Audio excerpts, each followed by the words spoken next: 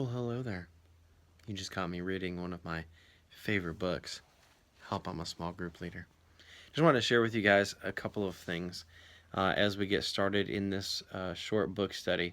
Of course, there's a lot of different ways to be a small group leader, a lot of different ways to lead, and none of us are perfect small group leaders. We all have ways in which we could improve. There's always something that we could do better. And so I want to encourage you to that end.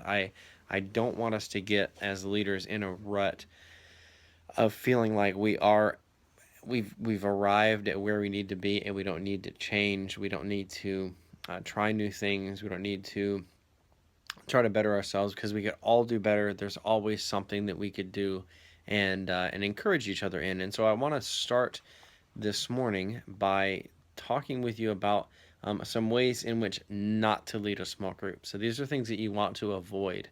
But we do find ourselves leaning towards these things if we're not careful. First one is this: as a small group leader, you've got your setting of 5, 6, 7, 8, 9 people. Being too talkative. The whole purpose of being a small group leader is to facilitate the young people and guide them as they discuss with you some of the things that God is teaching them, the things that God is leading them to. And so we've got to be very careful about being too talkative. This, if I just had to be really transparent, this is the one that I struggle with. I tend to say, "Hey, let's discuss this," and then I find myself talking about it more than they are, and I end up dominating the conversation. It's something that we've got to be careful about. We've got to avoid. You're not trying to turn it into a lecture. The desire of my heart, and I know your heart as well, is to encourage the young people to express themselves and to be open in discussing. The next one is this: insecure. It's very easy to be intimidated by young people. It's very easy to be intimidated by teenagers, especially if you end up with some of the teens that tend to be very, I guess, forceful, very opinionated. I was dealing with a couple of girls in my Bible class yesterday at North Star. Very opinionated, very pushy in the way that they were addressing some topics and things. So it's very easy, especially because we want to be liked. I mean, we want these young people to think we're cool. We want them to think, I want to hang out with Pastor John. I want to be his buddy, that kind of thing. So as a result of that, sometimes our leadership can suffer because we try to make them our friends instead of maintaining that leadership role. The problem, though, is that while you may feel as though the young people are engaged with you, they're having a good time with you, if you're not asserting leadership, and I'm not saying being unkind, I'm not saying being overbearing, but if you're not assertive in, hey, what you said is not accurate, or hey, you need to stop talking, you need to focus, whatever the case may be, ultimately they are going to come to disrespect you. Young people do not respect a leader or someone that's trying to be a leader if they feel like they can manipulate, if they feel like they can dominate the conversation and you're not going to step in. If a young person in the course of the discussion says something that's not right, it's not biblically accurate, not morally acceptable, you need to say so. Don't just say, okay, great observation and move on. You've got to use that as an opportunity to teach the rest of the young people, because one of the things that I've learned about being a small group leader is that silence from the leader means approval. That's important to recognize. If a young person says something, whether it's about an issue of modesty, an issue of language, foul language, using foul language, or whatever, or standards on movies, and it is not accurate, and you don't say anything, they will take that to mean that it was an accepted statement. So we do have to be careful about that. The next one is unprepared. All right. Now, one of the things that we've tried to do, or are going to be trying to do, is making sure everybody's prepared with small group questions by having them on Basecamp app. So we are trying to alleviate that problem. Please, please, please make sure that when you come to the youth services, you are prepared. You're ready to go. You're not scrambling around trying to find where were those questions. And by the way, when you read a question in front of a group, they can tell if that's the first time you've ever read that question.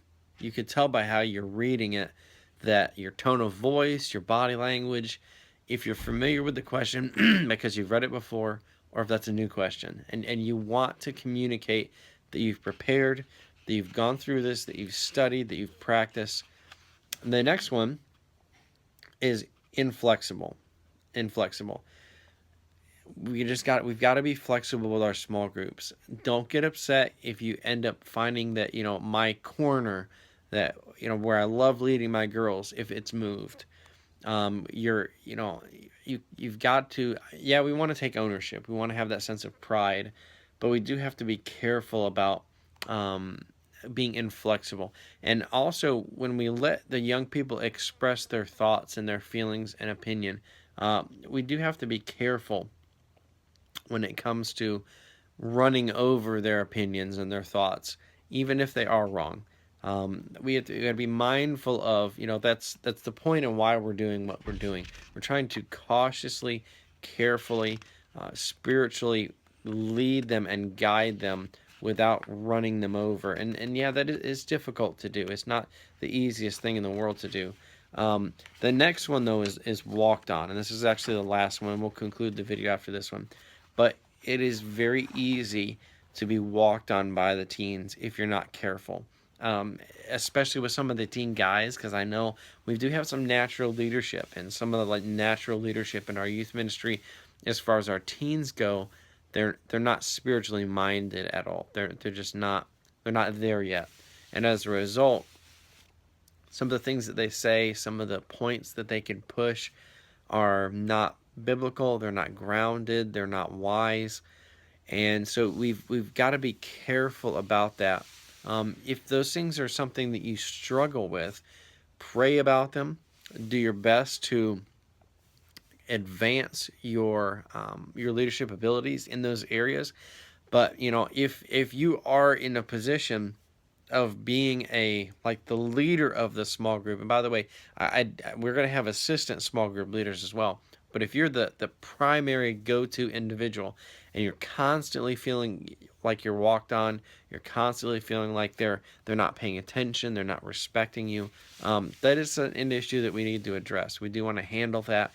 Maybe it's the young people, and they need to have something said to them, or perhaps it's a leadership style, and you either need to maybe move into an assistant role or supportive role, or you just need to step up your game a little bit, in that area. But we all have things that we need to work on.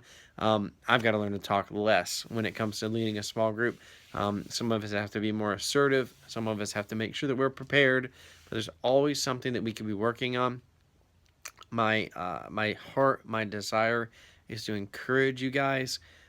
Be careful about falling into those ruts, being unprepared, letting the young people run the conversation, talking too much, not being as assertive as we need to be. All of these things are ways in which we can fall into a rut of not leading that small group in that positive direction like we should. A small group is not designed. It is not designed just simply for everybody to sit around and share their opinions and share their views. They are designed for us to guide them towards truth. If they say something that's wrong, if they say something that's unbiblical, say something that's unwise, we need to direct their attention to it. Maybe just by asking them questions, causing them to, in the course of conversation, come back around to recognizing, okay, yeah, what I said was not completely accurate. But guide, lead. I'm with you. I'm supporting you. I'm excited about what God's going to do. Have a wonderful day. God bless today.